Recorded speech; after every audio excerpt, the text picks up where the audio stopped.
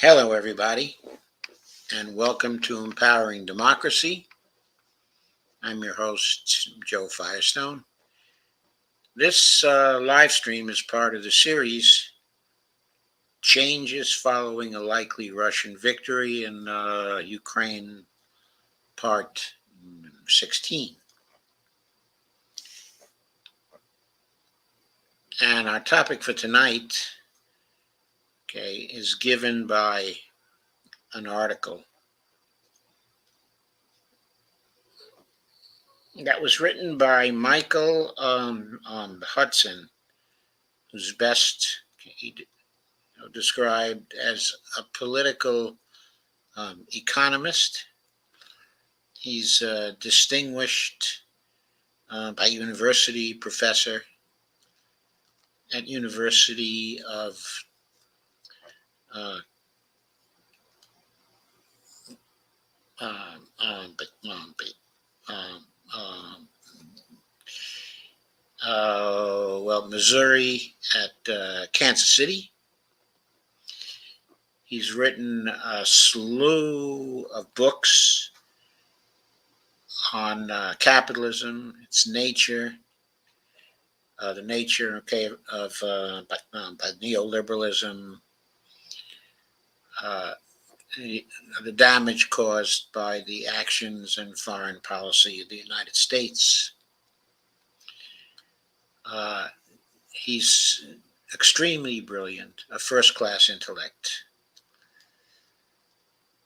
and he offered a very, very fine analysis of the nature of the process, in the war, in Ukraine. A very fine analysis of the changes it's creating, in the world, which, of course, that's the major topic of this particular series. Before I go any further, I should say that I expect to be joined in just a few minutes by the host of Around the World with Dee and Friends, but Dee Piers.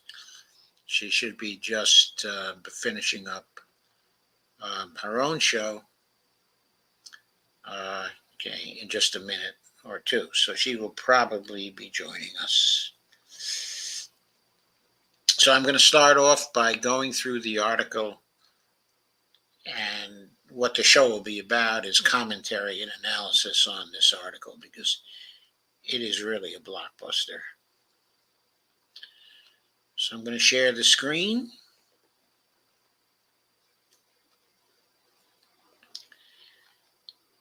The name of the article, which was written on June 30th, 2023, and published in Counterpunch, is,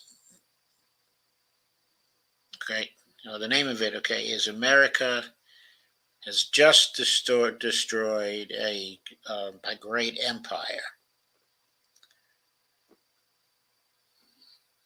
And the article starts off, and by the way, here's a picture of the temple, of Delphi. Or I should say the ruins of the temple, of Delphi.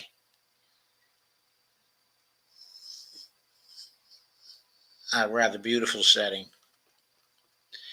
Article starts off, Herodotus, History, Book 1.53, tells the story of Croesus, king of Lydia, circa 585 to 546 BC, in what is now Western Turkey. So picture Western Turkey. That's the part which is nearest, to Europe. And the Ionian shore, of the Mediterranean, as Michael Hudson puts it. Croesus conquered, Ephesus, but also Miletus and neighboring Greek-speaking realms, obtaining tribute and booty that made him one of the richest rulers of his time. And here is Dee joining us now. Okay, I've already introduced you. Dee, thank you for coming. And thank you for having me. And for joining. And I am going through the Counterpunch article, okay, by Michael Hudson. The title of it, okay, is America Has Just Destroyed a Great Empire. Okay. I just started to go through the article, and the first part of it is about the Croesus. You've heard of the aphorism, as rich as Croesus. Anyway, he conquered a number, okay, of kingdoms and neighboring Greek-speaking realms, obtaining tribute and booty that made him one of the richest rulers of his time. But these victories and wealth led to arrogance, okay, and hubris. But Croesus turned his eyes eastward, ambitious to conquer Persia, ruled at that time by Cyrus the Great, also known in English as Cyrus the Great. Having endowed the region's cosmopolitan temple of Delphi with substantial silver and gold, the Croesus asked its oracle whether he would be successful in the conquest that he had planned. The Pythia priestess answered, quote, "If you go to war against Persia, you will destroy a great empire," unquote. Croesus therefore set out to attack Persia in 547 BC. He marched eastward and attacked Persia's vassal state of Phrygia. But Cyrus mounted a special military operation to drive Croesus back, defeating Croesus's army, capturing him, taking the opportunity to seize the gold, okay, of Lydia, that was Croesus's kingdom, to introduce his own Persian gold coinage. So Croesus did indeed destroy a great empire, but it was his own. So you can imagine where this article goes from here. Fast forward to today's drive by the Biden administration to extend American military power against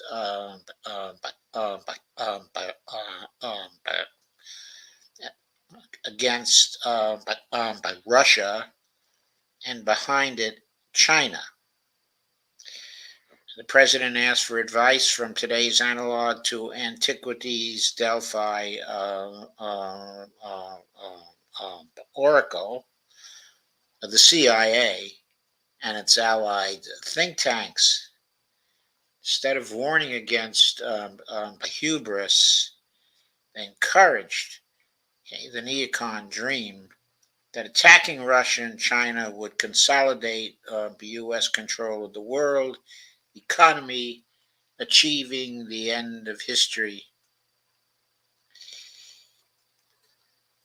I think this is really beautifully written up to this point. I don't know, how you would feel about it, but for me, it was very beautifully structured. Having organized a coup d'etat in Ukraine in 2014, the United States sent its NATO proxy army eastward, giving weapons to Ukraine to fight an ethnic war against its Russian-speaking population. Turn Russia's Crimean naval base into a NATO fortress.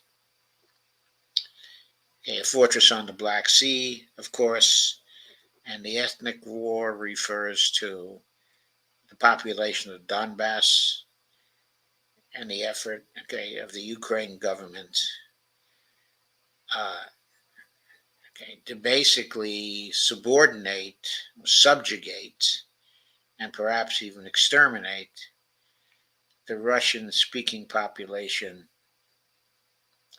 okay, of the Donbass and the whole crescent of Russian speakers inside of Ukraine, running from the Donbass south through Kherson, okay, and Zaporozhye, okay, to the city of Odessa. Uh, Going on with the article, this crisis level ambition aimed at drawing Russia into combat and depleting its ability to defend itself, wrecking its economy in the process, and destroying its ability to provide um, any kind of military support to China and other countries targeted for seeking self-dependency as an alternative to the hegemony, okay, of the U.S. I love this part of the article because in a relatively uh, small space, okay, of words, he summarized, okay, the geopolitical situation and the intentions of the United States, okay, and the motives of the United States. Essentially, the motives were to maintain and extend, okay, the hegemony, okay, of the United States, okay, even though other countries were simply seeking their independence from the empire the United States had set up. After 8 years, okay, of provocation, that's from 2014 to 2022, a new military attack on Russian-speaking Ukrainians was conspicuously prepared. That refers, of course, to the arming, okay, of Ukraine for 8 years so that it could attack the Donbass with increasing severity. Was conspicuously prepared, ready to drive towards the Russian border in February of 2022. Russia protected its fellow Russian speakers from further ethnic violence by mounting its own special military operation. Of course, it did this in February of 2022. The United States and its NATO allies immediately seized Russia's foreign exchange reserves held in Europe, okay, and North America. By the way, the other day, the Europeans admitted that they held something like $208 billion in their banks in foreign exchange, okay, reserve that actually belonged to Russia.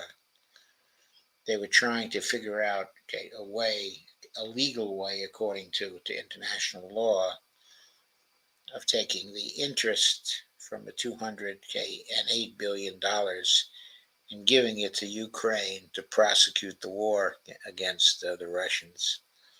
But of course, according to international law, that's completely illegal.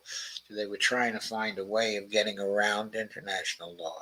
So, uh, Russia's foreign exchange reserves held in Europe and North America and demanded that all countries impose sanctions against importing Russian energy and grain, hoping that this would crash the ruble's exchange rate. As Biden says, we will change the ruble into rubble, or words to that effect.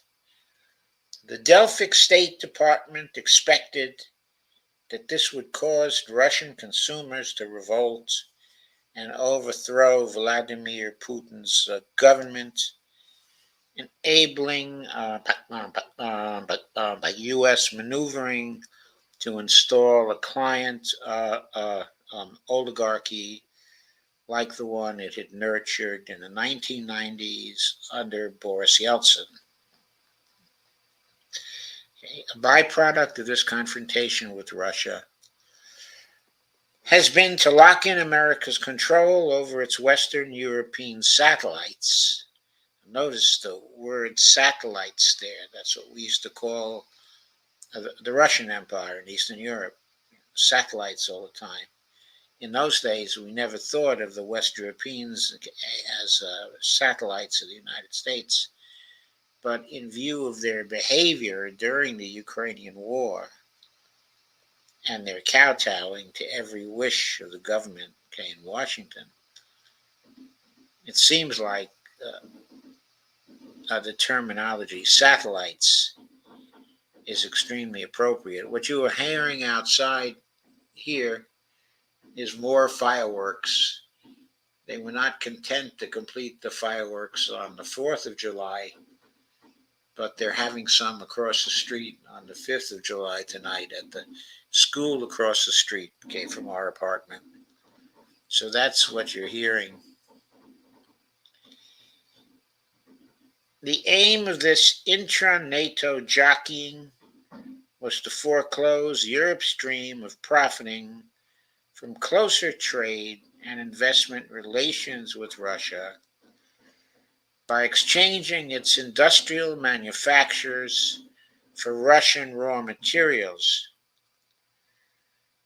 The United States derailed that prospect by blowing up the Nord Stream gas pipelines, cutting off Germany and other countries from access to low-priced Russian gas. That left Europe's leading economy dependent on higher-cost U.S. LNG, or liquefied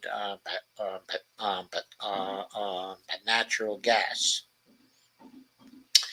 I should add here that Michael assumes that it was the U.S. that blew up the Nord Stream pipelines. Of course, this is a bit controversial because we continue to not deny till this day that we blew up the pipelines. But most everybody believes that we did because we were the nation that was going to benefit the most from blowing up the pipelines, ensuring that Germany would not drift closer to Russia, and also removing, oh boy, that's awful. And also removing the possibility that Europe would become a more serious competitor to the United States in various areas of the world economy. The blowing up of the pipeline is leading to the deindustrialization of Germany, as we speak. So if the U.S. wanted to derail some serious economic competition, from Russia, it certainly did that by blowing up the pipelines. And it benefits also directly because it creates a better market for the LNG coming from the United States, which, by the way, is sold in Europe at far higher prices than the Russian gas was. Of course, I'd be remiss if I did not point out that the Europeans are still getting Russian gas, but the way they're getting it here is basically from India. okay, because India is buying huge quantities, okay, of Russian gas, then putting a markup on that gas and selling it back to Europe.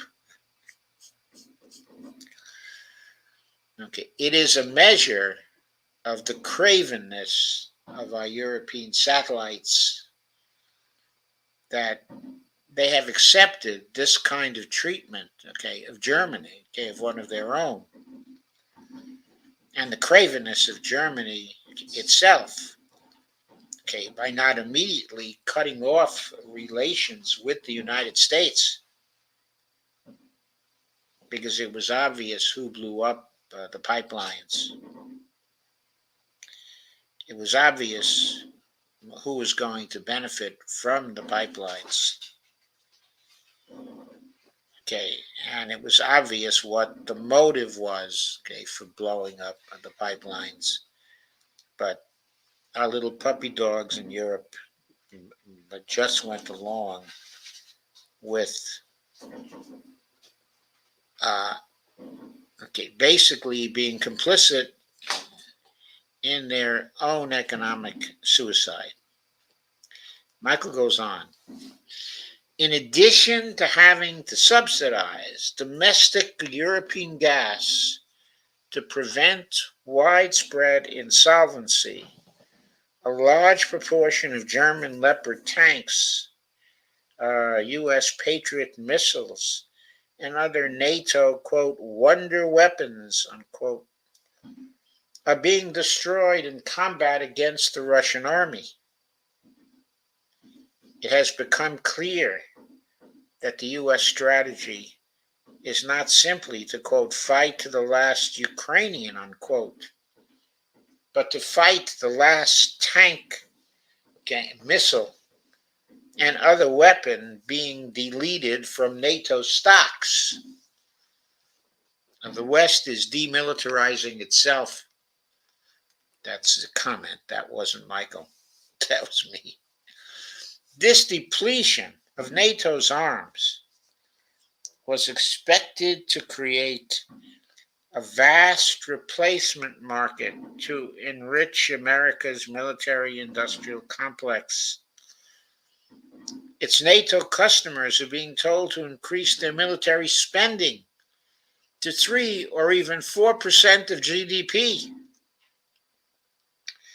But the weak performance of U.S. and German arms on the Ukrainian battlefield may have crashed this dream. While Europe's economies are sinking into depression. And with Germany's industrial economy deranged by the severing of its trade with Russia, German Finance Minister Christian Lindner told the Die Welt newspaper on June 16, 2023, that his country cannot afford to pay more money into the European Union budget, to which it has long been the largest contributor. Without German exports supporting the euro's exchange rate, the currency will come under pressure against the dollar as Europe buys LNG, LNG, and NATO replenishes its depleted weaponry stocks by buying new arms from America. A lower exchange rate will squeeze the purchasing power of European labor while lowering social spending to pay for rearmament and provide gas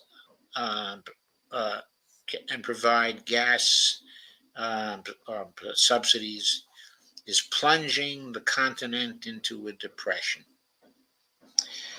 A nationalist reaction against U.S. dominance is rising throughout the politics of Europe.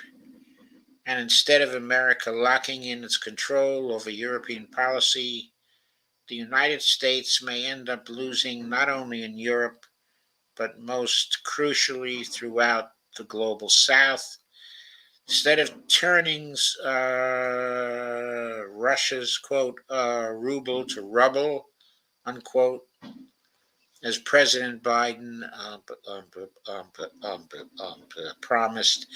By the way, wasn't that a cheap shot by Joe Biden, turning the ruble to rubble? Russia's balance of trade has soared, and its gold supply has increased. So have the gold holdings of other countries whose governments are now aiming to de-dollarize their economies. It is American diplomacy that is driving Eurasia and the global South out of the U.S. Orbit. The U.S.'s hubristic drive for unipolar world dominance could only have been dismantled so rapidly from within the Biden, Blinken, but Nuland administration, that is to say, Victoria Nuland, has done what neither Vladimir Putin nor Chinese President Xi could have hoped to achieve in so short a period. Neither was prepared to throw down the gauntlet and create an alternative to the U.S.-centered world order. But U.S. sanctions against Russia, Iran, Venezuela, and China have had the effect of protective trade barriers, that is, tariff barriers, to force self-sufficiency in what EU diplomat Joseph Borrell calls the world, quote, jungle, unquote, outside of the U.S. NATO, quote, garden, unquote, which earned for Borrell from the Duran the nickname Jungle Joseph. Although the global South and other countries have been complaining about the U.S. dominance ever since the Bandung Conference of Non-Aligned Nations in 1955. That's nearly 70 years ago, folks. They have lacked a critical mass to create a viable alternative. But their attention has now been focused by the U.S. confiscation of Russia's official dollar reserves in NATO countries. That dispelled the thought of a dollar as a safe vehicle in which to hold international savings.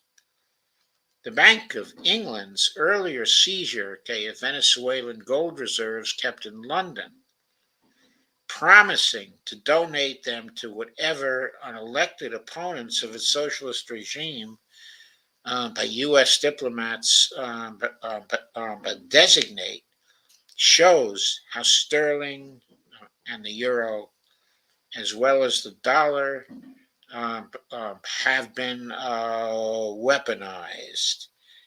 By the way, whatever happened to Libya's gold reserves after the bombings by the U.S.? I don't know what happened to those the gold reserves. I'm sure nothing good. I do want to add here, the seizure of Venezuela's gold reserves stopped the Venezuelans from importing key pharmaceuticals they needed to serve the population, of Venezuela. And that seizure resulted in 50,000 deaths, 50,000 deaths among the population, of Venezuela, because of the inability to get the pharmaceuticals that people needed to stay alive. So that's how dastardly and scurrilous and evil that was. Okay, so American diplomats avoid thinking about this scenario. They rely to the one unique advantage the United States has to offer. It may refrain from bombing them, from staging a color revolution, to quote Pinochet, unquote, them, by the National Endowment for Democracy, or install a new quote by Yeltsin, unquote, giving the economy away to a client oligarchy. But refraining from such behavior is all that America can offer. It has deindustrialized its own economy, and its idea of foreign investment is to carve out what are essentially monopoly rent-seeking opportunities by concentrating technological monopolies and control of oil and grain trade in U.S. hands, as if this is economic efficiency, not simply rent-seeking. What has occurred is a change in consciousness, and here comes the primary message of this piece. We are seeing the global majority trying to create an independent and peacefully negotiated choice as to just what kind of an international order they want. Their aim is not merely to create alternatives to the use of dollars, but an entire new set of institutional alternatives to the IMF and World Bank, the SWIFT bank clearing system, the International Criminal Court, and the entire array of institutions that U.S. diplomats have hijacked from the United Nations. The upshot will be civilizational in scope.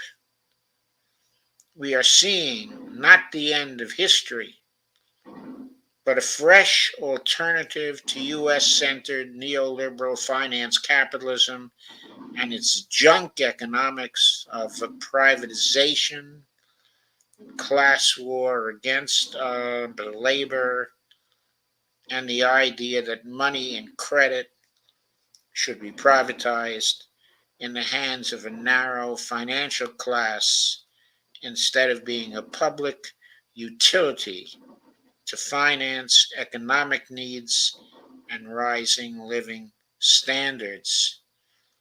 The irony, is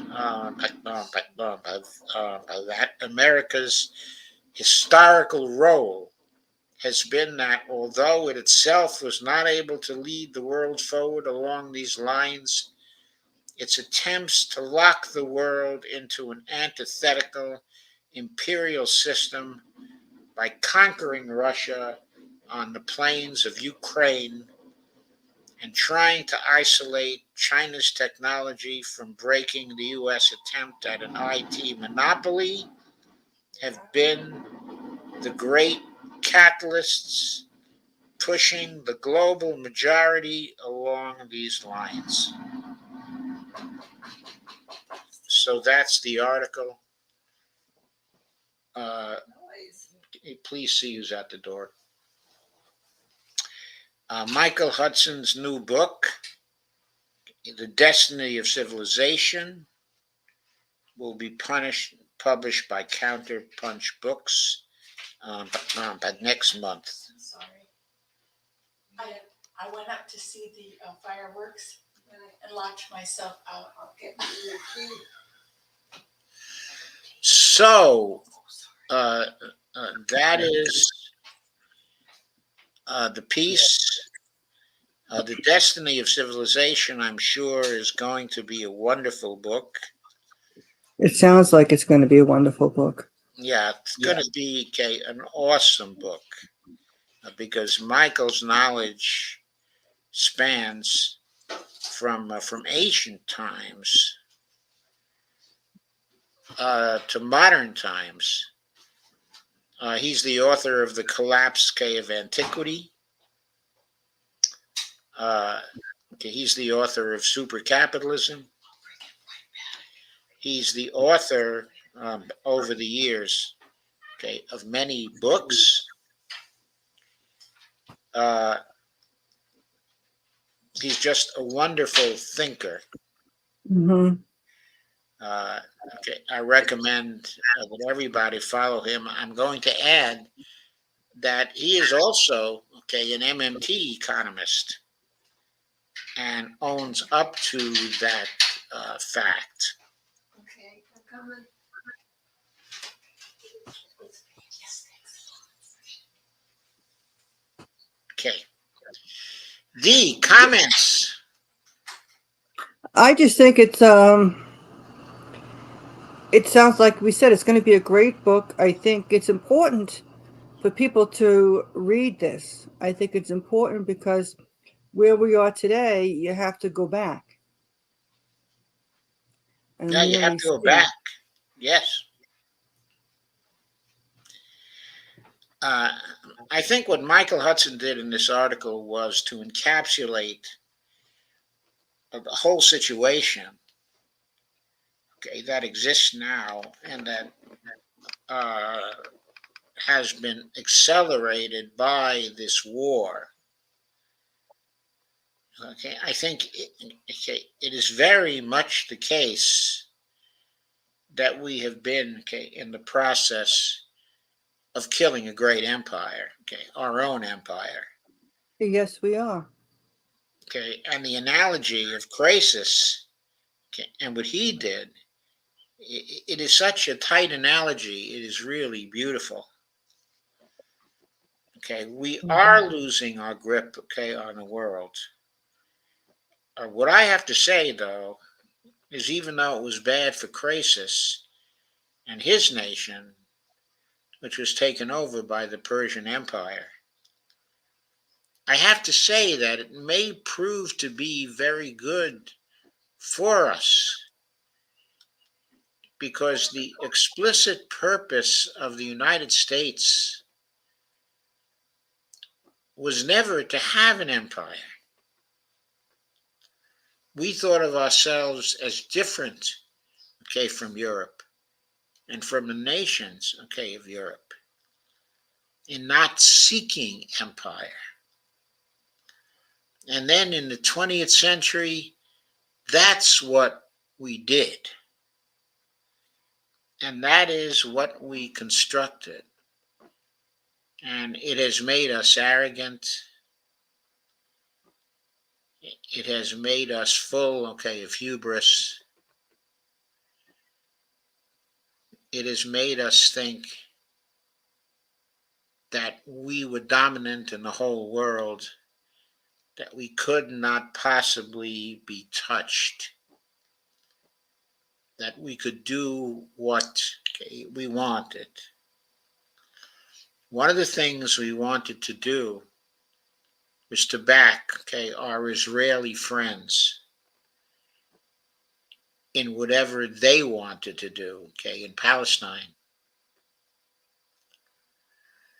And that, of course, has resulted, it's been the main factor in giving the Israelis the freedom to commit the human rights crimes in Palestine that they are committing on a daily basis. It has given us the power to impose collective punishments on other nations, illegal according to international law, to impose those punishments on them. So,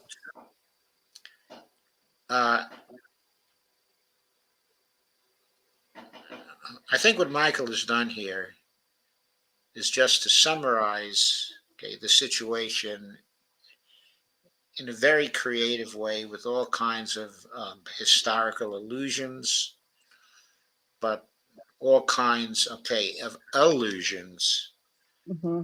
to different aspects of the situation that we're involved in, the various violations of international law, the damages we've imposed, okay, on other countries,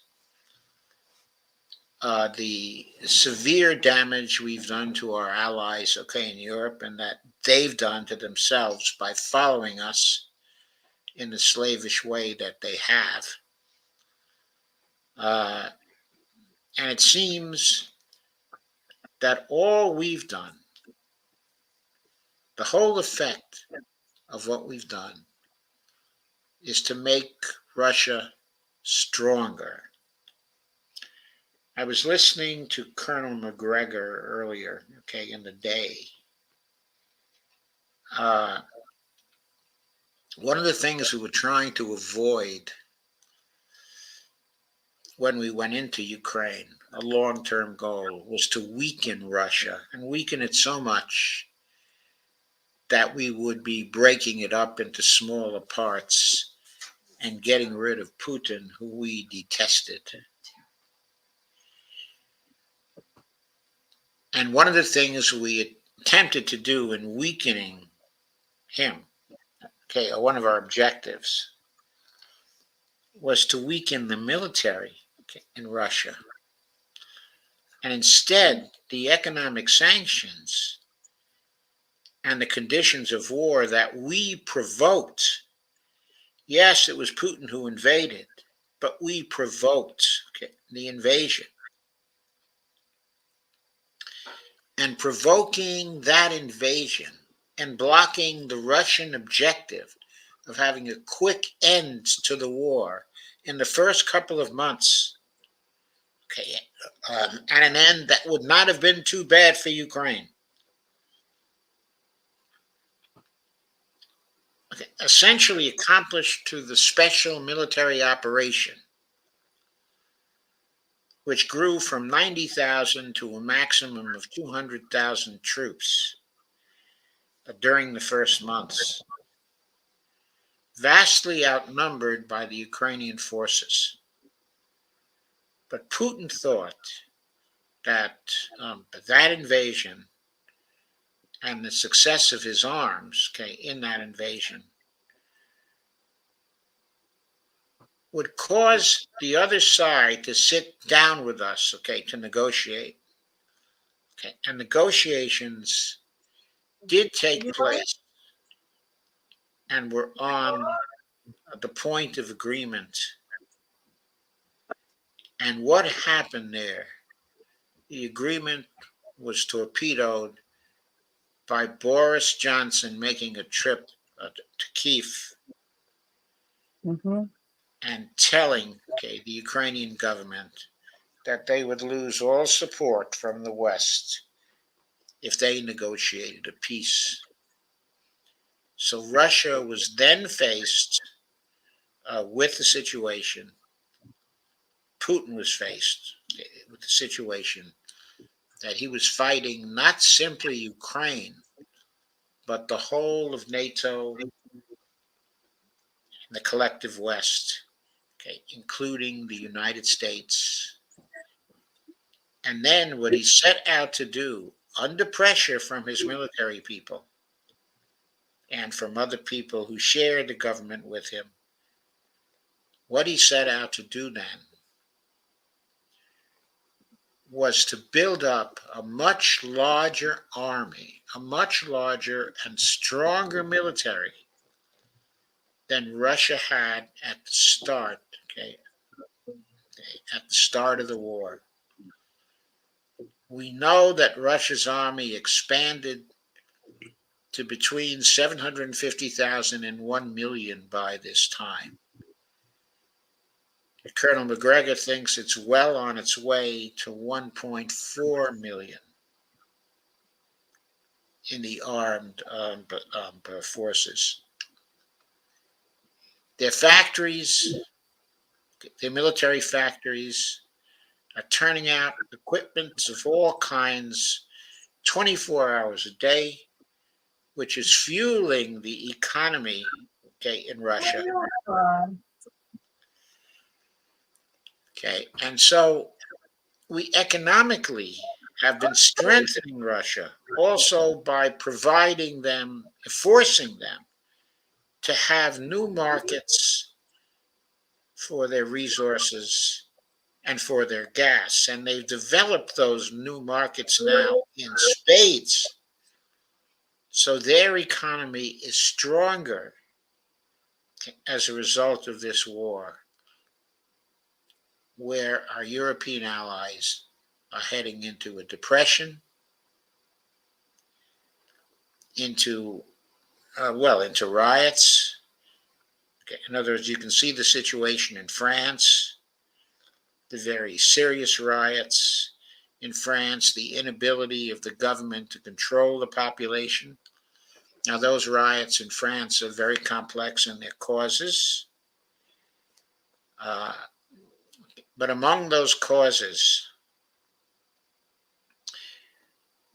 is the administration in France pulling back on the social welfare state in various ways, and also not creating a more equal society that integrates people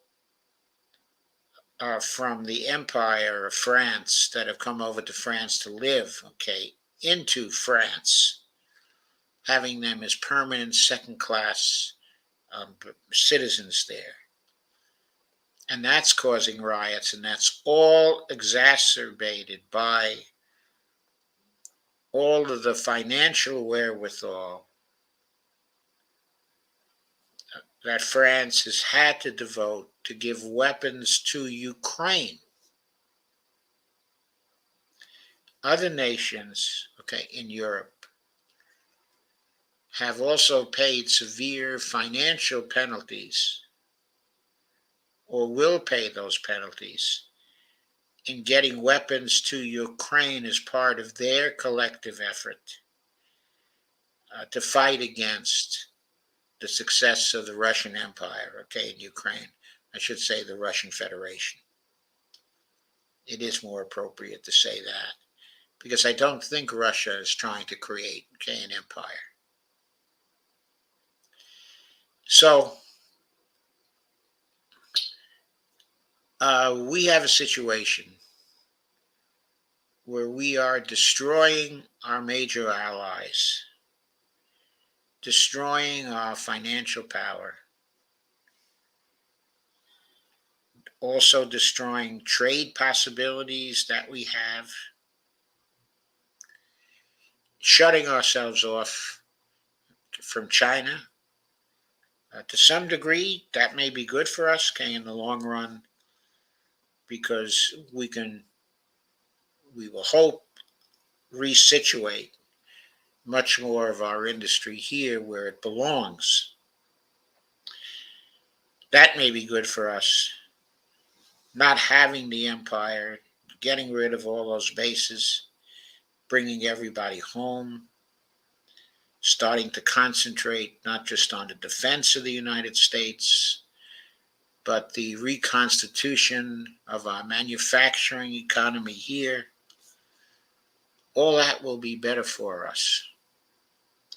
Having our political system focus on our domestic problems, okay, having it focus on the increasing amounts of poverty in the United States, having it focus on the rebuilding of the middle class, all that will be good for us. I don't know what the effects of the multipolar world are going eventually to be on us. Of course, we're certainly strong enough to still be one of the great powers of the world, but we will have to make room for Russia, for China, for India, for Brazil. And if Europe should recover, we'll have to make room for Europe too. So we will be one of the great powers, but I think the powers will be regional, okay, in nature, as opposed to worldwide powers. Of course, that may not be our fate, because if we continue to push this, and we continue to push the realignment of nations around Russia and China, okay, all over the world, then we may become entirely isolated, still the head of a block of nations, but a far smaller block, okay, of nations, and one that is likely to be far less prosperous than the rest of the world that is being built, because it's obvious that the economic potential, okay, of the rest of the world, okay, especially in its efforts to bring the Green New Deal to the rest of the world, that will have a very high potential for prosperity for all, okay, in those other nations. That doesn't mean that we will have GDP growth in the way we measure GDP now. It may be entirely undesirable to have that kind of GDP growth, but okay, ideally what we could have is a much broader spreading of prosperity, okay, and equity around the other countries, okay, in the world, led by the multipolar bloc we are seeing come together, okay, at this point. There's an old adage. It is, if you can't beat them, you ought to join them. We can't beat the combination of Russia and China and possibly India and even Brazil. We can't beat them from a military point of view. Right now, they have greater military capacity than we have. As a nation, we really can't afford to pursue a rebuilding of our military establishment to make us superior to what they have, because it would involve too many of our resources, and those resources and their use in that way would have a further damaging effect on our climate. As a people, we can't afford to do that. We have to turn to the climate emergency. We have to face that, and we have to overcome that. And we have to be content with being one of many great regional powers, okay, in the world. And we have to collaborate with the other regional powers to meet and overcome the climate emergency, so that the human species and many of the animal species of the world will be able to survive climate change, okay, and the climate emergency. Dee, any more comments?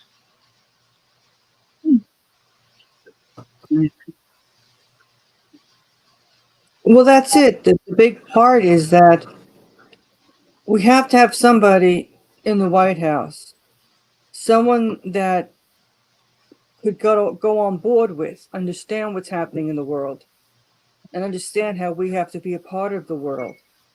We have to get rid of this thinking that Biden's part of the generation of this whole neocon and this hegemony. We have to get away from that, and we can't have somebody in there like him anymore. Mm. Yes, absolutely. We do have to get away from that. But not only in the White House, we have to get away from that, okay, in the Congress. People such, okay, as Richard Blumenthal, okay, and Lindsey Graham must go. Right, they're part of that old hegemonic thinking. The It whole all has to neocon group. go, and the thinking can't go without our replacing the Congress people who are subject to their donors in various areas and who do the bidding, okay, of their donors. Right, and Part their of the donors are going to be change, fighting, right? Aren't they fighting back? The corporations are going to fight back against this whole they are going to fight multipolar. back against, and the way they're going to fight back is by controlling the Congress. Even if we get, okay, a president in there who wants to end all this and who wants to reorient, that president will not be successful without a Congress and without a Supreme Court that's going to go along with the initiatives for change to meet the climate emergency. We need all kinds of change. We need a group in Congress that's willing to pass laws that exclude those laws from judicial review by the current, very neoliberal and highly destructive Supreme Court. The arrogance of this court is unmatched. It just is. They're arrogant. They're stupid. They're destroying the country and undermining the foundation that would allow us to change and meet the climate emergency. Their power must be overcome. It can be done in two ways, both of which I think are important. First, we need to expand, okay, the court. My objective would be to expand it by 6 justices, not by 4. And the other things that we must do is every major law we pass that is vital for the transition to a green planet, to a climate safe planet, all those laws must be passed with clauses stripping the jurisdiction of the Supreme Court with respect to judicial review of those laws. Until that court is packed, none of the good laws that we need will be safe from them. So the court must be changed and must be free of the donors, by the way. Now we're learning increasingly what these donors have been doing in buying off the justices. Mm-hmm.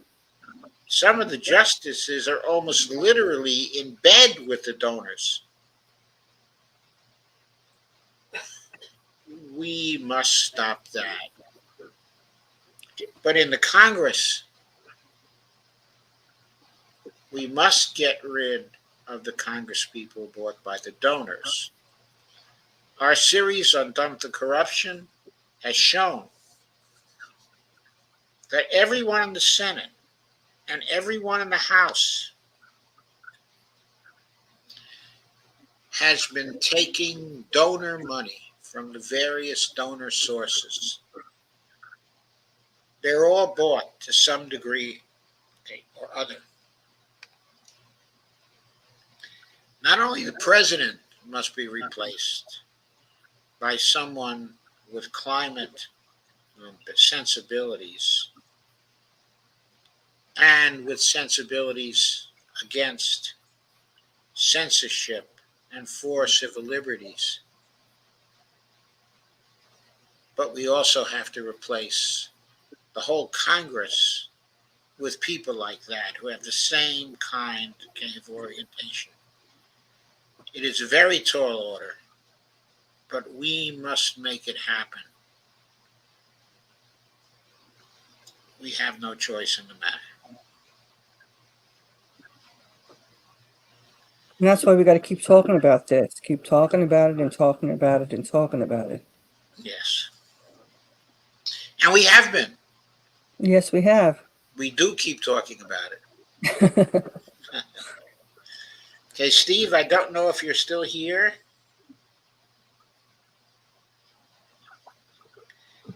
I hope you are. I hope you got to see the whole of this.